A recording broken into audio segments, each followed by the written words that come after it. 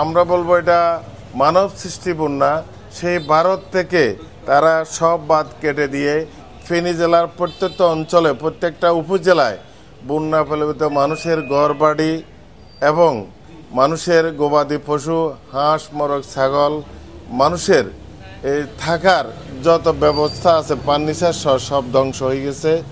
পরবর্তীতে আমাদের প্রিয় নেতা ভারপ্রাপ্ত চেয়ারম্যান জনাব তারেক রহমানের নির্দেশে জনাব ঢাকা মহানগর দক্ষিণ বিএনপির সংগ্রামী আহ্বায়ক ফেনী 1 আসনের সাংগঠনিক সম্পাদক রফিকুল আলম মজনু তাৎক্ষণিক সেদিন ফেনীতে এসে ফেনী জেলার প্রত্যেকটা অঞ্চলে প্রতিটি পরিবারের মাঝে শুকনা খাবার এবং পরবর্তীতে টিন গরু ছাগল মানুষের মাঝে বিতরণ করে উনি তখনকার সময় প্রায় 2000 লোককে তাৎক্ষণিক ত্রাণ সামগ্রী বিতরণ করেছেন।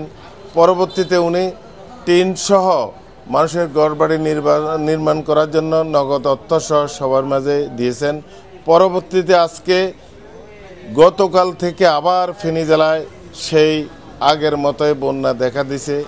আমাদের নেতা রফিকুল আলম মজনু তাৎক্ষণিক খবর পেয়ে গত পরশু উনি ঢাকা থেকে আমাদের ভারপ্রাপ্ত চেয়ারম্যান তারেক রহমানের নির্দেশে ফেনীতে এসে অবস্থান করে গতকাল সারাদিনাত উনি পরশুরাম পুলকাজি আজকেও সকালবেলায় পরশুরাম উনি ত্রাণ বিতরণ নগদ অর্থ সহ করতেছে এবং উনি ছাগলাইয়ে তো আসবেন আজকে। তো আমরা মনে করি এই পেশির সরকার বাংলাদেশ থেকে পলায়নের পর থেকে আমাদের ফেনী জেলা সেই ভারতের বন্যা দিয়ে আমাদেরকে অনেক বাসিয়ে দিয়েছে। আমরা সেই বন্যা চাই, আমরা ত্রাণ চাই না। আমরা চাই এই অন্তর্বর্তী সরকারের কাছে আবেদন করব, আপনি ফেনী জেলার এই মোহনী নদীর অবিলম্বে টেকসই বাঁধ নির্মাণ করুন। জনগণের দুঃখ দুর্দশা লাঘব করার জন্য আমি উদাত্ত আহ্বান জানাচ্ছি।